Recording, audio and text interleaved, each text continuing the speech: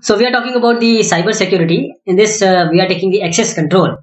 So we'll see the access control overview, the aspects of access control, that is identification, the authentication, the authorization, and the accountability, and the single sign-on, and also the Kerberos. Then the access control models, access control techniques and technologies, and also the access control administration, the monitoring of access control, that is the intrusion detection, and the threats to access control. So what is the access control? In simple terms, the controlling the access. If say someone is there and there are two rooms, now you want him to enter this room but not the second room. This is a kind of access control. So access control is actually a system which enable you or the authority to control access to areas, these areas or resources in a given physical facility or say a computer-based information system. In this computer-based security, access control includes many things. For example, it includes the authentication, it says authorization, and also the audit. And also it measures the physical devices. The measures physical devices like the biometric scan, your iris and your finger scans, the metal locks, the hidden paths, the digital signatures also, along with the encryption and social barriers, and then also monitoring this the humans and the automated systems.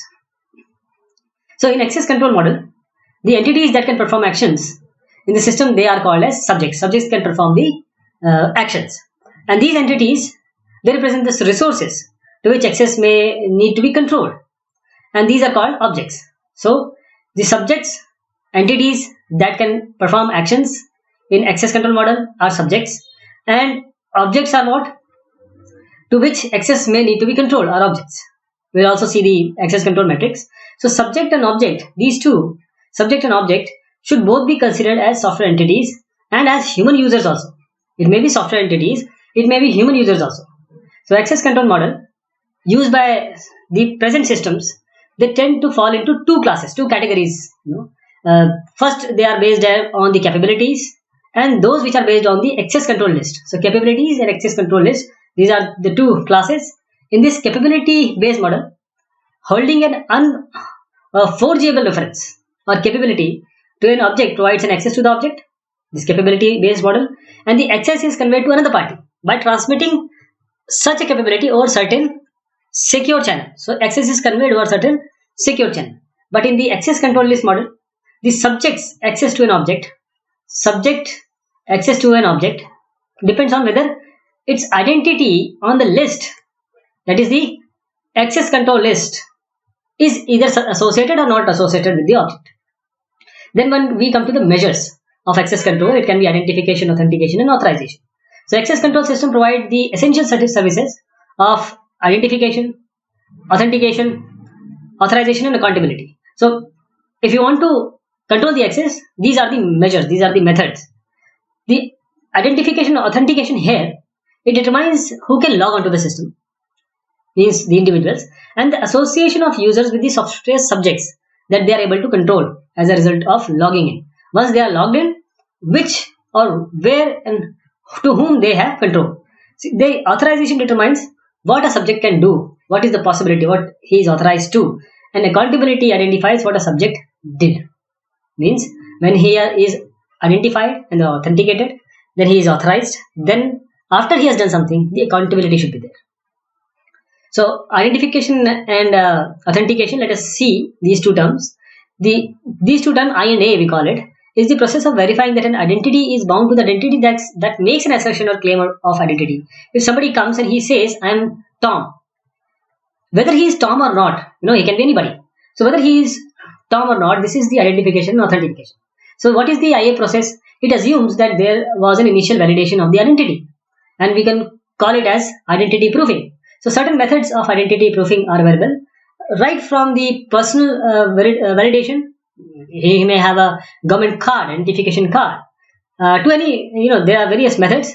We can allow the claimant to remain anonymous, but no to the system if they can provide the access, or they can authenticate it. So the method used for identity proofing and validation, they should provide assurance level commensurate with the intended use of identity within the system. So thereby the entity asserts an identity together with an authenticator as a means of validation. So there are two things: need to know the identity and the authentication. So together these two, then only we can validate. So the only requirement for the identifier is that it must be unique within the security domain. There should not be any chance of ambiguity at all. So authenticators are commonly based on, we have 4 factors, so at least one of the following factors authenticators are based. First is something you know, like a PIN, personal identification number, or a password which is known to you only. So this assumes that only the owner knows the password or PIN of the account. He needed to access the account. Then the second is something you may have, only say a physical entity like a smart card or a security token. So these security token and smart card, we assume that can be held only by the person who is actually what he is trying to tell us that okay, I am this guy. So this assumes that only the owner of the account has a necessary smart card and token needed to unlock the account. Something like fingerprint, voice, retina, and iris. These are the biometrics. So biometrics can only belong to the individual who is trying to access or trying to ask for the authentication. And where you are, fourth is where you are, for example, inside or outside a company firewall or proximity of login location to a personal GPS device. Okay, if you are nearby there to a personal, you can have a personal GPS device and you are bound to be authenticated, then only the authenticators can be invoked. The authorization, once the identification authentication subject is complete, then we talk about the authorization only after this. So authorization applies to subjects. So authorization tells us what a subject can do on the system. Now four factors we have seen. By any of these means we can authenticate. But now when he has come in, what he can do? Most modern operating system, they define a set of permission, that a variation or extension of 3 basic types of access. So let us see. First is read. The subject can only read file contents, list directory contents. He may write. That means a subject can change the content of the file directory with say add, create, delete, and rename. He can also execute. If the file is a program, subject can cause the program to run. For example, in Unix, the execute permission doubles as a traverse directory permission when granted for a directory. So these rights and permission, they are implemented differently in system based on the DAC, that is discretionary access control, and mandatory access control. So we need to have an accountability. What means accountability? Accountability uses such systems component as audit trails, that is the record. Once you have authenticated, once he is authorized now for this objects, now you need to have audit trails, that is the record, and logs to the associate a subject with its action. So the information recorded should be sufficient enough to map the subject to a controlling user. These audit trails for accountability and the logs, they're important for detecting security violation and recreating if certain incident has happened, security lapse has happened. So if no one is regularly viewing your logs and they are not maintaining or they are not maintaining a secure and consistent manner, they may not be admissible as evidence. Right? Many systems can generate automated reports based on certain predefined criteria or thresholds, like clipping levels. Just for example, a clipping level may be set to generate a report for the following. If you have more than 3 failed login attempt, somebody is trying to attempt login and he failed for 3 times, he failed thrice, or say any attempt to use a disabled user account. So these reports help a system administrator or the security administrator per se to more easily identify the possible break-in attempts. It is not possible to find out and to monitor each and every login and the activity, but these spurious or these suspicious activities can be seen. What is single sign-on? SSO, single sign-on. This is a property of access control for multiple related but independent software system. Multiple related but independent software system. For example, in Google, what you do, you have a Gmail account. You log on to Gmail, you are logged on to YouTube, you are logged on to Gmail, you are logged on to Google Plus. So with this property, a user logs only once and he gains access to all the system without being prompted to log in again at each of them. There are multiple software system, but they should be related. So single sign-off is the reverse property whereby a single action of signing out terminates access to multiple software systems. So as different applications and resources, they support different authentication mechanism. The single sign-on has to internally translate to and store different credentials compared to what is used for initial authentication. Then we talk about the Kerberos, single sign-on Kerberos. So Kerberos is a computer network authentication protocol which allows the nodes over a non-secure network to prove their identity to one another in a secure manner. So it also suits a free software published by this MIT that implements this protocol. So the designer aimed primarily at a client-server model. So it provides a mutual authentication, but the user and the server verify each other's identity. This Kerberos protocol messages, they are protected against the eavesdropping also and replay attacks. So if you are Kerberos signed on or verified, you may assume that you are away from eavesdropping and replay attacks. So what Kerberos do? It builds on a symmetric key cryptography. Kerberos is built on a symmetric key cryptography, and it requires a trusted third party. It requires a third party, and actually may use public key cryptography by utilizing the asymmetric key cryptography during certain phase of authentication.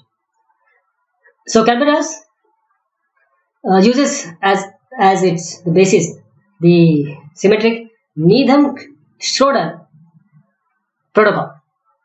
We'll call it as NS protocol. So it makes use of a trusted third party.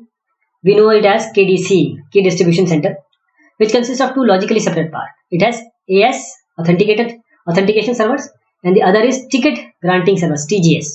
So Kerberos works on the basis of tickets which serve to prove the identity of the users. So if you are a user, you will go to this server, and this TGS, ticket granting server, will give you their ticket granting ticket. So this KDC maintains a database of secure keys, each entity on the network, whether a client or a server. So they share a secret key known only to itself and to the KDC. So knowledge of this key proves or serves to prove the entity's identity. And what about the communication between two entities? The KDC generate a session key, which they can use to secure the interactions or communication. So the security of the protocol relies heavily on the participants, which are maintaining loosely a synchronized time and on a very short-lived assertion of authenticity, which are known as Kerberos ticket or ticket granting ticket. The client authenticates itself to the AS and receives a ticket, TGT, ticket granting ticket, from the Kerberos AS. So all tickets are timestamped, that is for session. So it then contacts the ticket granting server, TGS, and uses this ticket to demonstrate as identity now, TGT. And using this ticket, it demonstrates its identity and asks for a service to TGS. So if the client is eligible for the service, then the ticket granting server, TGS, server sends another ticket to the client. Now again one more ticket is sent to the client. Then this client contacts this service server. Now you have a server. So these two actions has to be taken so that the access to the server can be ascertained. And using this ticket which is provided by the ticket granting servers, this TGT, after TGT, TGS has provided another ticket. So using this ticket, the ticket granting server, the client contacts the service which is provided by the server, and using this ticket, it proves that it has been approved to receive the service from this authentication server and ticket granting server. But there are drawbacks of Kerberos. That is single point of failure. You need to have a continuous availability of the central server, that is AS and TGS. So when the Kerberos server is down, no one can log on. How can you log on? Because you don't have that ticket which is provided by the token actually provided by TGS. So this can be mitigated using the multiple Kerberos server, and you can also have a fallback authentication mechanism. And this Kerberos requires the clocks of the involved host to be synchronized. Because the tokens are timestamped. The tickets have a time availability period, and if the host clock is there not synchronized, then the Kerberos server clock, the authentication is bound to fail. So the default configuration requires the clock times, or they are no more than 5 minutes apart. But in practice, the network time protocol daemons are usually used to keep the host called synchronized. And the administration protocol, this is not standardized and differs between the server implementation also. And since all the authentication is controlled by KDC only, these two, KDC, this compromise of this authentication infrastructure will allow attacker actually to impersonate any user. So KDC is important. So access control we were talking about. What are the techniques? It can be role-based access control. It can be constrained user interfaces. Access control can be based on access control metrics. It can be based on content dependent access control or content dependent access control. These two are same actually. So access control, how is access control? First technique, access control technique.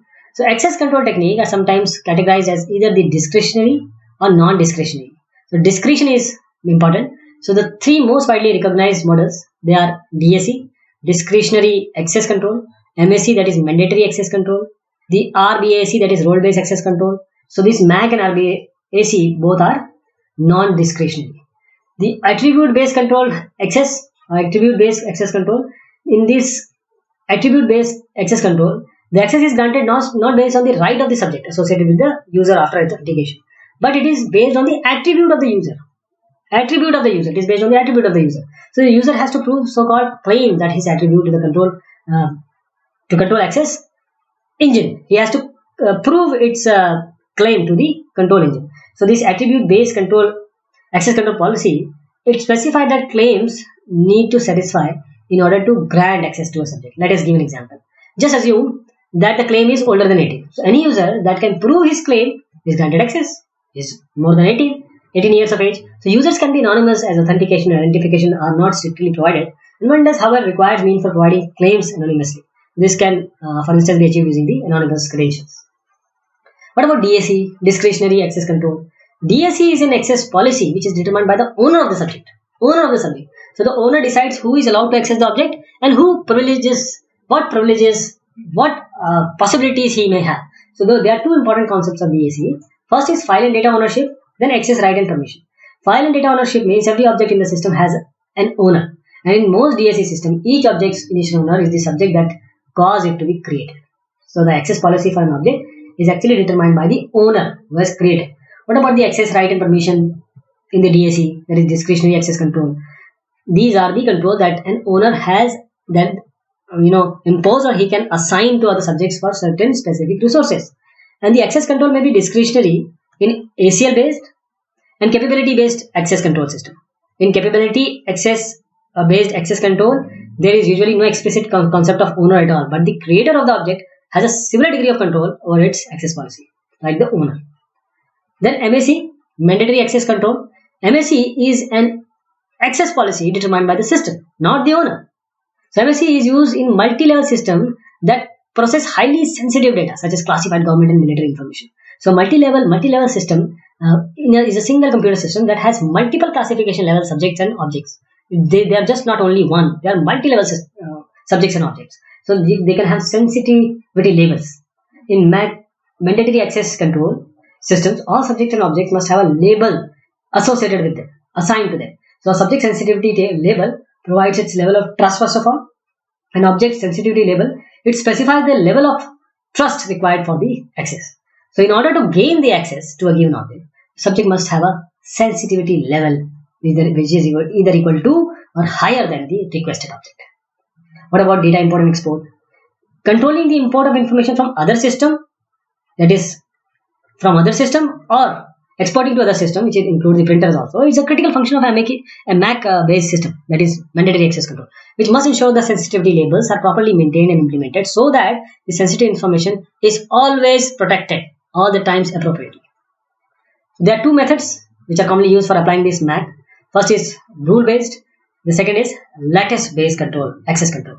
In rule based or label based access control, the control further defines specific conditions for access to the requested object. All MAC based systems implement a simple form of rule based access control to determine whether access should be granted or denied by matching first an object sensitivity label, then the subject sensitivity label. And what about the second method for applying MAC, that is the lattice based access control? This can be used for complex access control decisions, which involve the multiple objects and subjects. So a lattice model is a mathematical structure that defines a greatest lower bound and the least upper bound values for a pair of elements for subject and an object. Then we have RBAC, that is role based access control. So this is access policy determined by the system, not the owner. Again, not the owner but by the system. So role based access control is used in commercial application and also in military systems where we have multi-level security requirements. This may also exist. So RBAC differs from DAC. How? In this, DAC allow user to control access to their resources, while in RBAC, access is controlled at the system level, outside the scope of the user control. Though this RBAC is non-discretionary, it can be distinguished from MAC primarily in the way the permissions are handled. Because MAC controls read and write permission based on the user clearance level and additional levels, and RBAC control collections of permission that may include complex operation also, such as e-commerce transaction or maybe simple as read or write. So role of RBAC can be viewed as a set of permissions. So there are three primary rules that are defined for RBAC. First is your role assignment, role authorization, and then transaction authorization. So role assignment in RBAC, a subject can execute a transaction only if the subject has selected or been assigned a role. What about role authorization? A subject active role must be authorized for the subject. So with rule 1, these rules ensure that the user can take only roles for which they are actually authorized. What about transaction authorization? A subject can execute transaction only if the transaction is authorized for the subject's active role. And with these two roles, this role ensures that the users can execute only transactions for which they are actually authorized. So additional constraint may be applied as well. The roles can be combined in a hierarchy where higher level roles subsumes the permission owned by the subroles. So most IT vendors offer this RBAC in one or more product. Now we come to the biometrics. What is biometrics in access control? Biometrics, they are automated methods of recognizing a person which is based on the physiological and behavioral characteristics. Again, physiological and behavioral characteristics. So these features are measured in this. Biometrics are face, fingerprint, hand geometry, handwriting, iris, retina, vein and voice. So identification person certification solution for high-risk secure application you need it. So there are numerous applications. It may be medical, financial, childcare, computer access. And biometrics actually has replaced traditional authentication methods. And it provides better security. Convenient also. And accountability is also there. Applications on fraud detection, fraud deterrence is biometrics. It solves dual purpose. First is cybersecurity and then national security also. So what is the process? There are three-step process. First is capturing, processing and verification. Capture, process, verification. Biometrics involve three processes: capture, process and verification. What about capturing, then processing and then verification and validation? In capturing, a raw biometric is captured by the sensing device such as fingerprint, scanner or video camera. Now the distinguished characteristics are extracted from the raw biometric sample which is just now taken, and they converted into processed biometric identifier record. This is called biometric sample or a template. What about verification and identification? Now we have captured and now processed also. So we have records with us. So matching the enrolled biometric sample against the single record. So this is the person really what he claims to be. So matching a biometric sample against a database of identifier is the verification and the validation. So authentication mechanism, they often use the IDs and password. So password mechanisms have vulnerability. That is, you can steal password always. So biometric systems are less prone to attacks. Why? Because we need sophisticated techniques for attacks. You cannot steal facial features or fingers. This is impractical. So it needs sophisticated image processing technique for modifying the facial features also. So biometric systems are quite convenient, and you need not to have multiple passwords or difficult passwords. For example, characters, numbers, special symbols, and we may not remember also. You don't have to carry the cards and tokens. And accountability also is good. Why? You can determine who accesses the system with minimum complexity. So what is secure by biometrics? We study the types of biometric systems. That is, you can modify the fingerprints, you can modify the facial features, and we can develop a security policy and model for the system. That is the application which are independent and application specific policies. We can enforce the security constraints. Entire face is classified but the nose can be displayed. Develop a formal model or formalize the policy. So we can also design the system and identify security critical components like you can reference monitor for biometric systems. There are certain security vulnerabilities. First is type 1 attack. Person can fake biometrics such as synthetic biometric. Type 2 attack, submit a previously intercepted biometric data, you can replay it. Type 3 attack, compromising the feature extractor module to give results desired by the attacker. That is what image processing has been done. It can be manipulated. And type 4, replace a genuine feature values produced by the system by the fake values desired by the attacker. And type 5 attack, produce a high number of matching results. Type 6 attack, attack the template database itself. Go to the database, add template, modify template. This is the type 6 attack.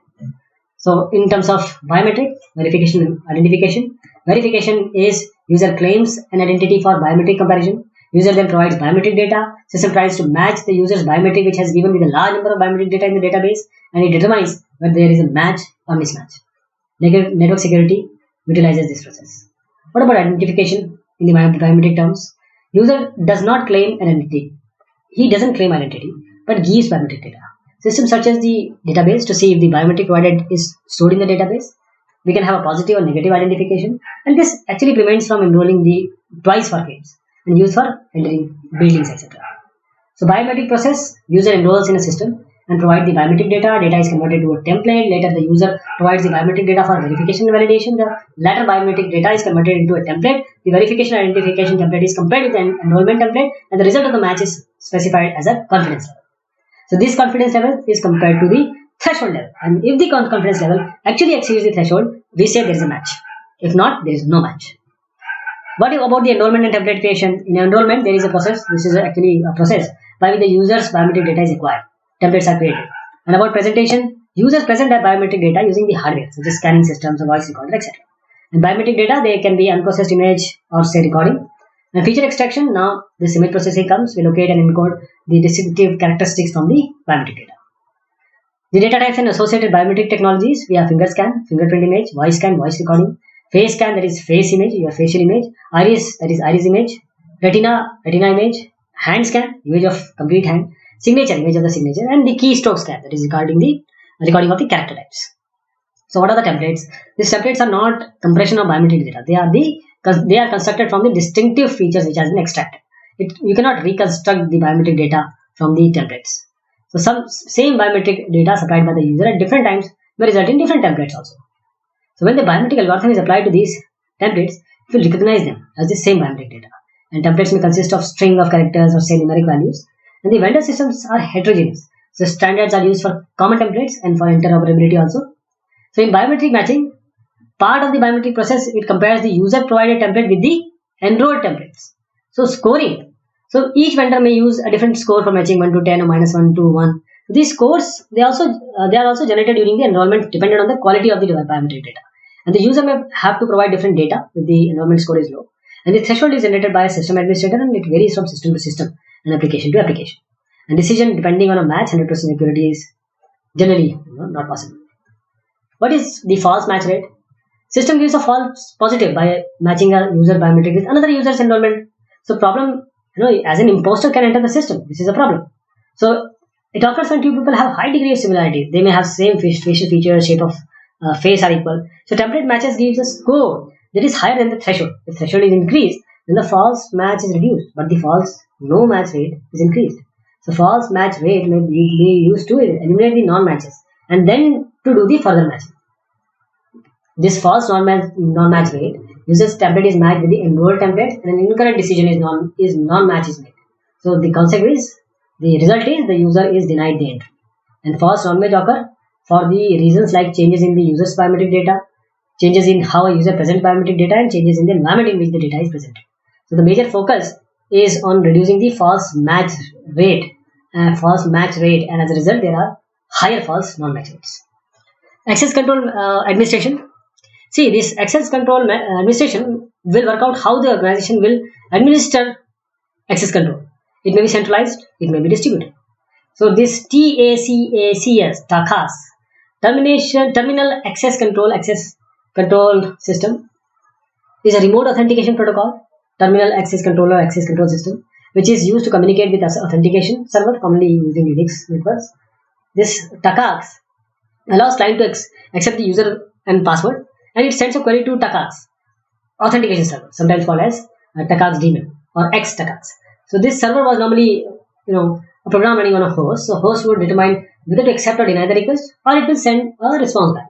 The TIP, that is the routing node accepting dial-up line connections that the user would normally want to log into, would then allow access or not based on the response. So TACS plus Radius, they have generally replaced the TACS. This plus is an entirely new protocol and is not compatible with the earlier one or this XTACS. This plus uses the transmission control protocol TCP, and Radius uses the UDP, user data transfer protocol.